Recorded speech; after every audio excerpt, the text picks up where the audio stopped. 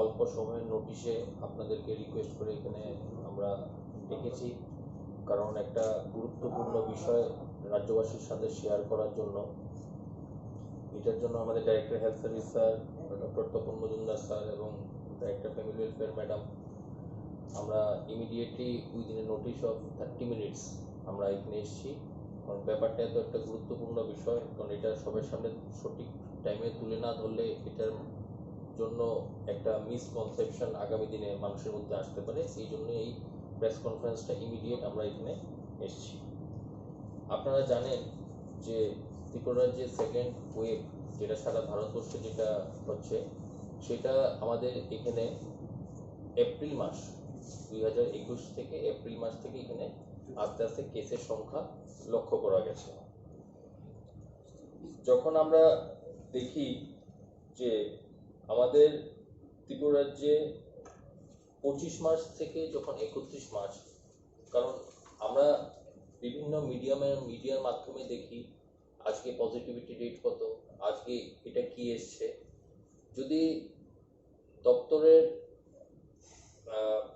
যারা এইগুলি নিয়ে যারা আমরা দেখি, আমরা কিন্তু সিঙ্গেল ডে পজিটিভিটি রেটটাকে যেমন আমরা নজরে রাখি, তার থেকে বেশি গুরুত্বপূর্ণ আমাদের এক সপ্তাহে পজিটিভিটি রেট কি আছে। কারণ যে কোনো জিনিসের একটা কিছু ট্রেন্ড দেখতে গেলে 1 week positivity rate is very important. তো এই জন্য আপনারা দেখছেন হয়তো কিছুদিন স্টেটের পজিটিভিটি থাকে 4.5%, 5%, 6%, ঊর্ধ্ব হয়ে গেছে সেটা। অন এন অ্যাভারেজ যদি আমরা দেখি, স্টেটের পজিটিভিটি রেট আমাদের 4.5 থেকে 6 এর মধ্যে ঘোরাফেরা করছে। তো লাস্ট সপ্তাহে যেটা ছিল, লাস্ট এক মাসে আমরা কিন্তু একটা ভালো জায়গায় পজিটিভিটি রেটের দিকে এসে গেছিলাম। কিন্তু লাস্ট বিগত 4 সপ্তাহের যদি আমরা ট্রেন্ডটা দেখি, সেখানে ছিল 4.13%, তারপরের সপ্তাহে ছিল 5.04%, তারপরের সপ্তাহে হয়েছে 5.26%। এখন যেটা লাস্ট যে সপ্তাহটা যেটা আমরা কথা বলছি, সেটাতে বেড়ে হয়ে গেছে, এটা উইক কমপ্লিট হয়নি, জাস্ট 2 দিন হয়েছে, ইট ইজ অলমোস্ট 5.5%-এর কাছাকাছি। তো ডেফিনেটলি ট্রেন্ডটা আমাদের তার মধ্যেই ঘোরাফেরা করছে। বিভিন্ন মিডিয়ার মাধ্যমে বিভিন্ন জায়গায় আমরাও দেখতে পেয়েছি যে এখন বিবেচনা হচ্ছে যে সারা ভারতবর্ষে কেসেস কমছে, ত্রিপুরা রাজ্যে কেস কেন কমছে না, সেটা সবার মধ্যে প্রশ্ন আসছে। আপনাদের মধ্যে প্রশ্ন আসছে, যারা আমাদের রাজ্যবাসী আছে তাদের মধ্যে প্রশ্ন আসছে। ডেফিনেটলি এটা নিয়ে দপ্তরও খুব চিন্তা বিষয় ছিল যে সেটা কেন কমছে না, কেন সব জায়গায় কমছে, ত্রিপুরায় কেন কমছে। এটা কমার ক্ষেত্রে কিন্তু 2-3টা জিনিস সবচেয়ে বেশি ইম্পর্টেন্ট রোল করে। একটা জিনিস হলো মানে আমাদের যে রাজ্যের কোভিড অ্যাপ্রোপ্রিয়েট বিহেভিয়ার যে পালন করার যে নিয়মাবলীগুলি আছে আমাদের রাজ্যে, সেইভাবে আমরা পালন করছি কিনা সেটার উপরে কিন্তু 1 নম্বর ডিপেন্ড করে। 2 নম্বর যেটা ডিপেন্ড করে যে আমাদের রাজ্যে ভাইরাস, যে কোভিড ভাইরাস, যেটা আজকে বিভিন্ন জায়গায় আপনারা শুনছেন যে মিউটেশন হয়ে বিভিন্ন তার ভেরিয়েন্ট অফ কনসার্ন, যেটা WHO টার্ম নমেনক্লেচার ইউজ করেছেন, VOC, ভেরিয়েন্ট অফ কনসার্ন, মানে এটা চিন্তার বিষয়, কারণ ভাইরাসটা ধীরে ধীরে মিউটেশন হয় কি হয়। এখন এটার মধ্যে বিভিন্ন মিডিয়ার মাধ্যমে এটা প্রশ্ন ছিল বা রাজ্যবাসীর মধ্যে এটা আগ্রহ ছিল যে আমরা বিগত 2 মাস আগে একটা প্রেস কনফারেন্স করে আমরা বলেছিলাম যে আমাদের এখানে ডেল্টা ভেরিয়েন্ট এসছে, তারপর ব্রাজিলিয়ান, হ্যাঁ, তারপরে ইউকে স্ট্রেন যেটা, সেটা 19টা স্যাম্পলের ডিটেলস আমরা বিস্তৃত তুলে ধরেছিলাম।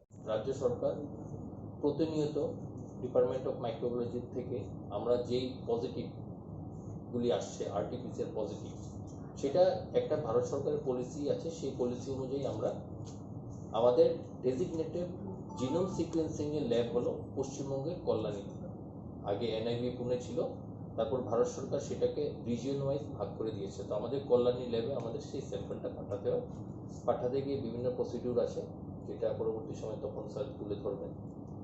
তো মাইক্রোবায়োলজি ল্যাব থেকে লাস্ট আমরা 151টা স্যাম্পল পাঠিয়েছিলাম কল্যাণীতে। আজকে রিপোর্ট এসছে, রিপোর্ট আসার পরে মাইক্রোবায়োলজি ডিপার্টমেন্টে স্যারের নেতৃত্বে জিনিসটা অ্যানালাইসিস হয়েছে। যে রিপোর্টটা ওরা দিয়েছে সেটা আমাদের জন্য কিন্তু একটা চিন্তার বিষয়, কারণ এখন ভারতবর্ষে যেই স্ট্রেনটা সবচেয়ে বেশি এফেক্ট করেছিল বিগত সেকেন্ড ওয়েভে, যেটা মহারাষ্ট্রে, যেটাকে ডেল্টা প্লাস স্ট্রেন বলে, আমাদের টোটাল 151 স্যাম্পলের মধ্যে অলমোস্ট 90+% যে স্ট্রেন আছে সেটা কিন্তু ডেল্টা প্লাস পাওয়া গেছে 151টার মধ্যে। তো এটা ম্যাটার অফ কনসার্ন। তো এই জন্যই আমরা সঙ্গে সঙ্গে এসেছি, কারণ ম্যাটার অফ কনসার্ন যে জিনিসটা হয়েছে সেটা তো ঠিক আছে, কিন্তু সঙ্গে সঙ্গে সেটাকে আটকাতে হলে আমাদের যে কোভিড অ্যাপ্রোপ্রিয়েট বিহেভিয়ার এবং স্বতঃস্ফূর্তভাবে ভ্যাকসিনেশনে এগিয়ে এসে আমাদের কিন্তু থাকতে হবে। আদারওয়াইজ নালে আগামী দিনে কিরকম পরিস্থিতি হবে সেটা আপনারা ভালো করে জানেন।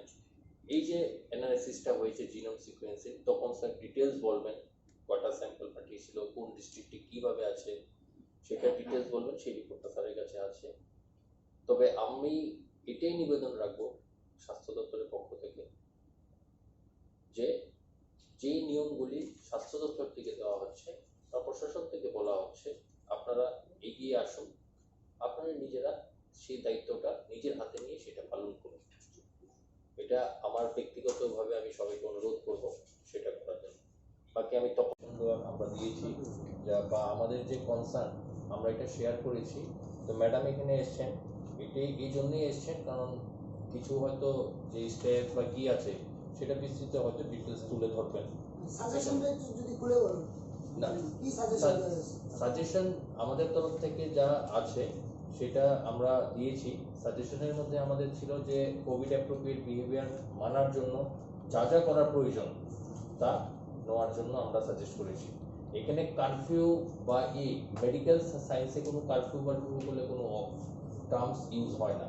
আমাদের এখানে মেডিকেল স্বাস্থ্য দপ্তর থেকে যে সাজেশন দেওয়া হয়, it is as per the medical records, medical science যা বলে, মেডিকেল স্টেটমেন্ট ইউজ করে আমরা সেই সাজেশনটা দিই। যেটা বলা হচ্ছে কারফিউ করেন, মেডিকেলের কোনো বইয়ে বা কোনোখানে আপনার কিন্তু কারফিউ ওয়ার্ড কিন্তু কোনোখানে থাকবে না। সোশ্যাল ডিস্টেন্স মেনটেন করা, কোভিড অ্যাপ্রোপ্রিয়েট বিহেভিয়ার ফলো করা, this are the main thing যেটা আমাদের তরফ থেকে সাজেশন দেওয়া হয়েছে। সেটার জন্য প্রশাসন আছে, সেটা সেই সিদ্ধান্ত নেওয়ার জন্য, সেটা ম্যাডাম তুলে ধরবেন আপনাদের জন্য।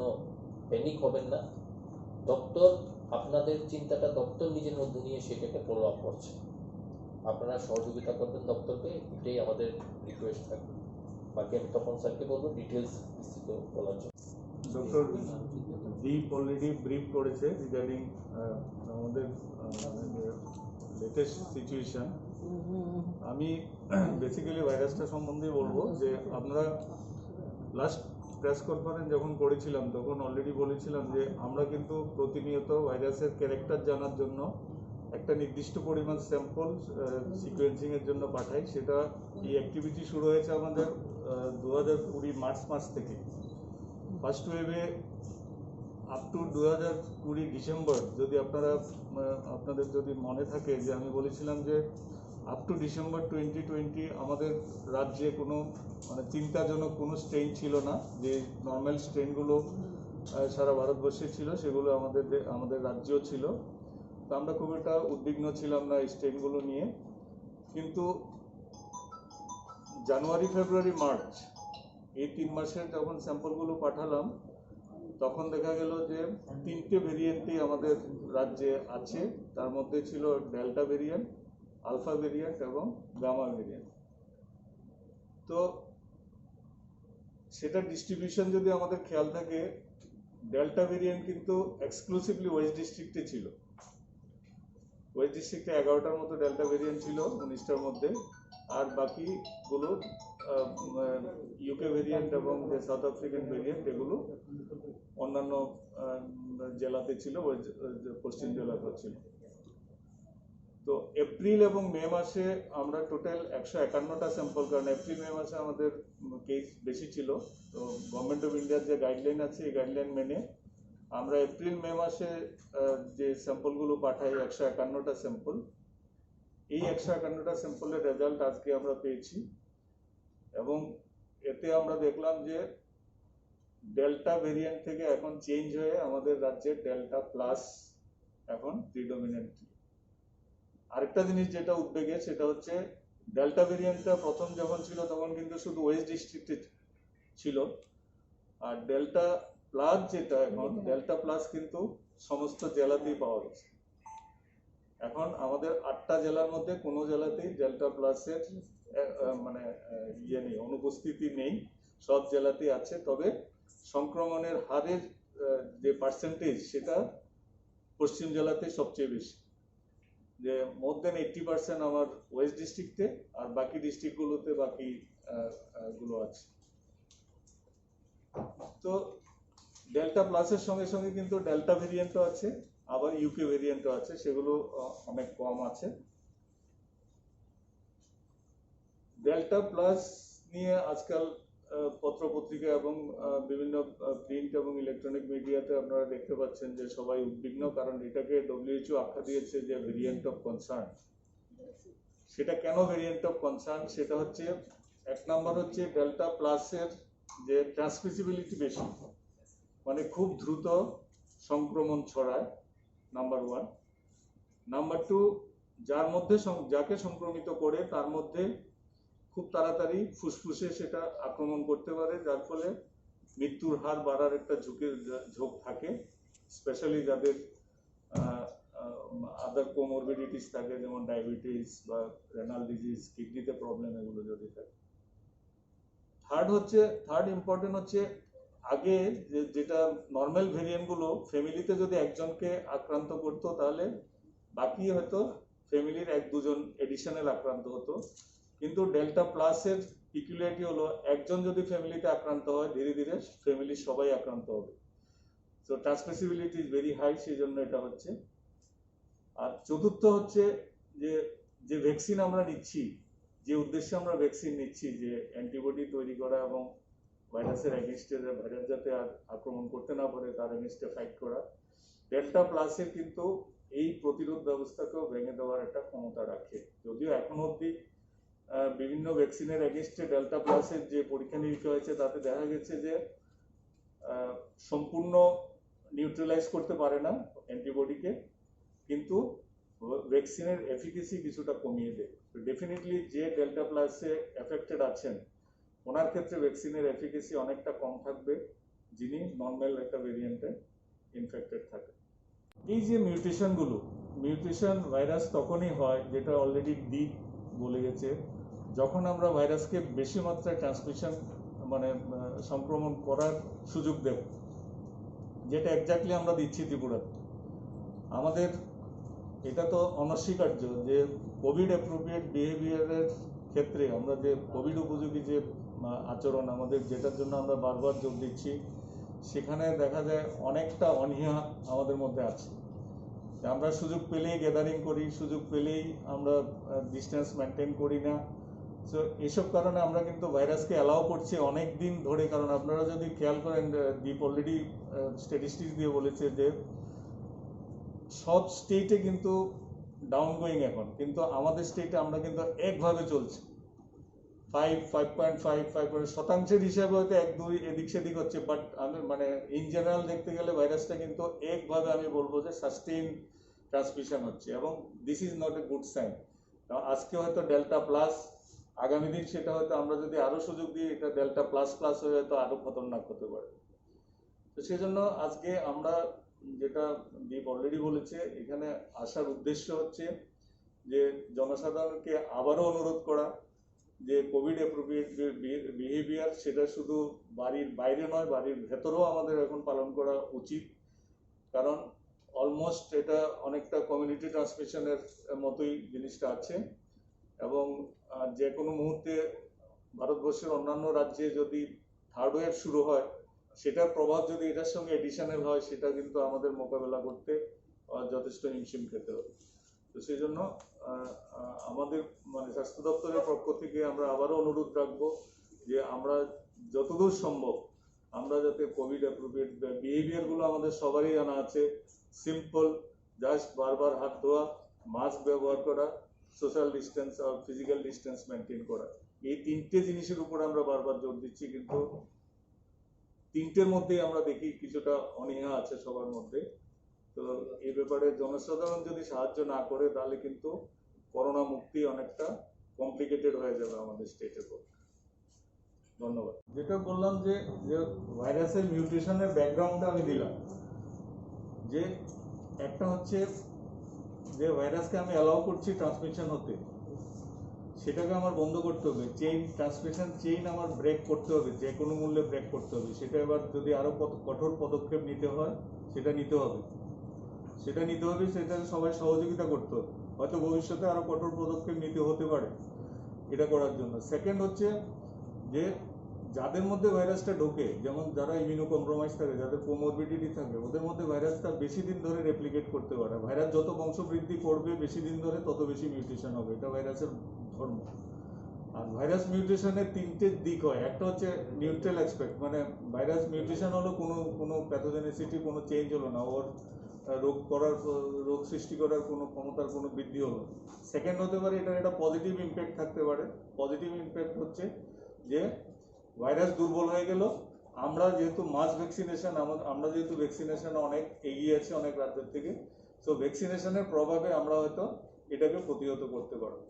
আর থার্ড হচ্ছে ভাইরাস যদি আবার মানে নেগেটিভ এফেক্ট যেটা হচ্ছে, ভাইরাস যদি অতি সক্রিয় হয়ে যায় তাহলে সংক্রমণের হার বাড়বে। সো সেকেন্ড ওয়েভ আর থার্ড ওয়েভের মধ্যে আমাদের খুব একটা ডিফারেন্সিয়েট করার হয়তো ব্যাপার থাকবে না, কারণ আমরা সেকেন্ড ওয়েভ এত বেশি দিন ধরে সাস্টেইন করছি। ইন এডিশন যদি থার্ড ওয়েভ আসো, এটার খুব একটা ইম্প্যাক্ট ত্রিপুরাতে থাকবে না, কারণ আমরা অলরেডি যে ভ্যাকসিনেশনের দিক থেকে অনেকটা এগিয়ে আছি। কিন্তু যেটা আমাদের করা দরকার সেটা হচ্ছে যে ট্রান্সমিশন চেইন ব্রেক করতে হবে, এবং ব্রেক করার জন্য এটা শুধু স্বাস্থ্য ব্যবস্থা দিয়ে হবে না, এটা পাবলিক হেলথ প্রবলেম। সবাইকে এগিয়ে আসতে হবে, সবাইকে সহযোগিতা করতে হবে। তো আজকে সবাই ফিরেছেন, ওনারা সবকিছু শেষ করে ওনারা ওনাদের রিপোর্ট পেশ করবেন। রিপোর্ট পেশ করে নিশ্চয়ই আবার আপনাদের সামনে এটা তুলে ধরবে হয়তো দপ্তরের পক্ষ থেকে, যে ওনাদের কি সাজেশন বা আমাদের কোনো যদি ডেফিসিয়েন্সি থাকে সেটা হাইলাইট করবো আমরা, কোনো অসুবিধা নেই। কোথাও ভুল ত্রুটি থাকলে সেটা শুধরানোর অনেক সময় আছে, সেটা সংশোধন করা যাবে। ওনাদের যদি স্পেসিফিক কোনো অবজারভেশন থাকে, তো সেই সম্বন্ধে ডিটেলস আমাদের জানা নেই এখনো। আজকে মাত্র ওনারা সব পরিদর্শন করে এসছেন, তো সরকারের কাছে রিপোর্ট জমা পড়বে। রিপোর্ট জমা পড়লে নিশ্চয়ই এটা নিয়ে পর্যালোচনা হবে এবং জনসমক্ষে তুলে ধরা হবে যে কি ওনাদের অনুভূতি ছিল। এই যে রাজনৈতিক সমাবেশ বিভিন্নভাবে, এটি কি কোনো কারণে না, আমরা তো ইন জেনারেল বলছি গ্যাদারিং আমরা এনকারেজ করছি না। এটা গ্যাদারিং অফ এনিথিং, সেটা রাজনীতিকে হতে পারে, সেটা ডিপার্টমেন্টাল মিটিংয়ে হতে পারে, সেটা কনফারেন্স হতে পারে, এটাতে রেস্ট্রিকশন তো বরাবরই আছে। তো আমরা আবারও অনুরোধ করবো এগুলো যাতে প্রপারলি পালন করা হয়, সেটা আমাদের পক্ষ থেকে অনুরোধ। স্যার, আমার প্রথম প্রশ্নটার সঙ্গে একটু সংযোজন করে দিচ্ছি, একবারে বলে দেবেন যে আপনারও যেহেতু স্বাস্থ্য দপ্তরের উচ্চ পর্যায়ে আছেন, আপনাদেরও অনেকটা দায়িত্ব রাজ্যবাসীকে বাঁচানোর, এবং আপনারা চেষ্টাও করছেন। আপনাদের উপর এখন ডিপেন্ডেন্ট রাজ্যবাসী সবাই। আমি মনে করি যে আগে যখন দুটো কেস ছিল তখন 2 মাস অন্তর অন্তর লকডাউন রাজ্যে পালন করা হয়েছে। এখন এটা হাতের নাগালের বাইরে চলে গেল যে সংক্রমণটা। এখন আপনারা যেহেতু স্বাস্থ্য দপ্তরের মূল জায়গাতে আছেন, আপনারাই বুঝতে পারবেন এখন কি লকডাউন, ফুল লকডাউনের কোনো প্রয়োজন আছে কি? আপনারা কি, আপনাদের ব্যক্তিগত মতামত কি একজন স্বাস্থ্য অধিকর্তা হিসাবে বা একজন স্বাস্থ্যকর্মী হিসাবে? স্বাস্থ্য অধিকর্তা যদি কিছু বলেন।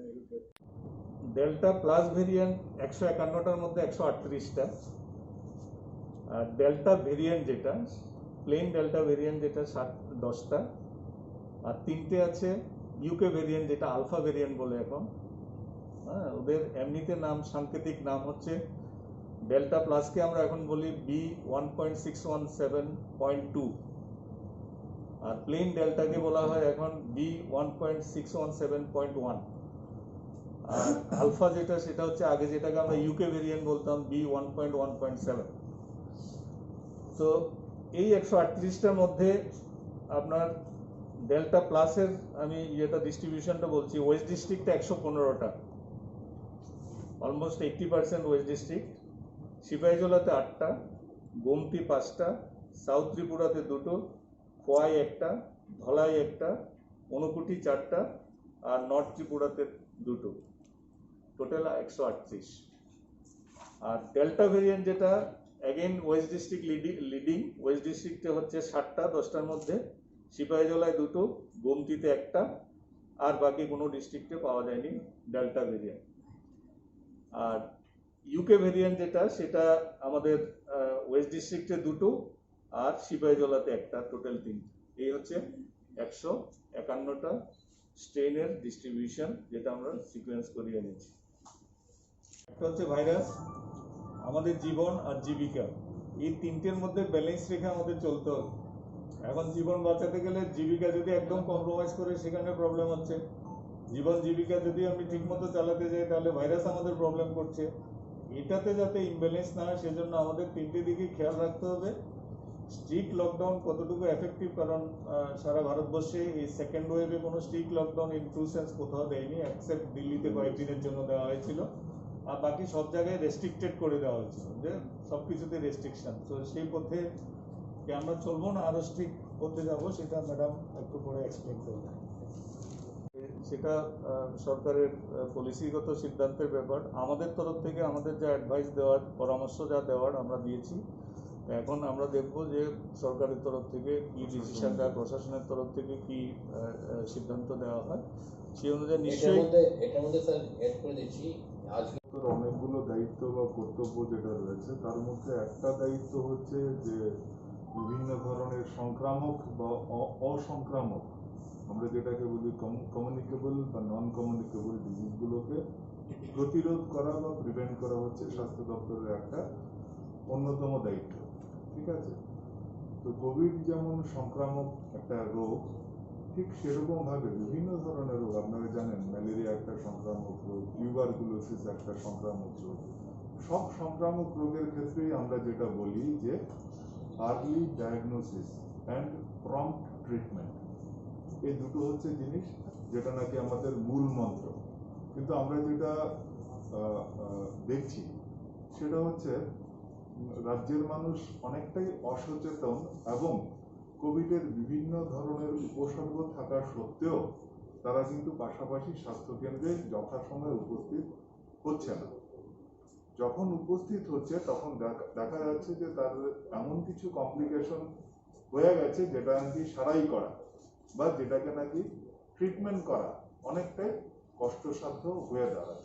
সেই জন্য আপনাদের মাধ্যমে আমি রাজ্যবাসীর কাছে আহ্বান জানাবো, যদি কারো কোভিডের কোনো উপসর্গ দেখা দেয়, আপনারা সবাই জানেন যে জ্বর, সর্দি, কাশি, বা স্মেল না পাওয়া, এসব জিনিস হতে পারে।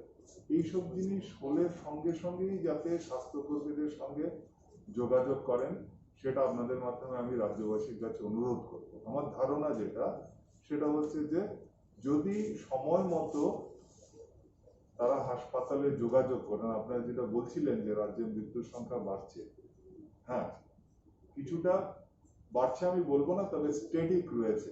যেটা কমার কথা ছিল সেটা হয়তো এখনো সেইভাবে আমরা যেভাবে চাইছি সেভাবে কমেনি, কিন্তু সেটার জন্য রাজ্যবাসীকে আরো একটু বেশি সচেতন হতে হবে এবং সময় মতো হাসপাতালে, চিকিৎসা কেন্দ্রে হাজির হতে হবে। পাশাপাশি যেগুলো নাকি ডক্টর দীপ দেববর্মা, ডক্টর তপন মজুমদার বললেন যে কোভিড অ্যাপ্রোপ্রিয়েট বিহেভিয়ার, যেগুলো সবাই জানেন আপনারা, যে সাবান দিয়ে হাত ধুতে হবে, ডিস্টেন্স মেনটেন করতে হবে, মাস্ক ব্যবহার করতে হবে, এইগুলোর ক্ষেত্রে আমরা দেখছি যে কিছু খামখেয়ালি হচ্ছে রাজ্যবাসীর মধ্যে, যেটা একদমই অনভিপ্রেত।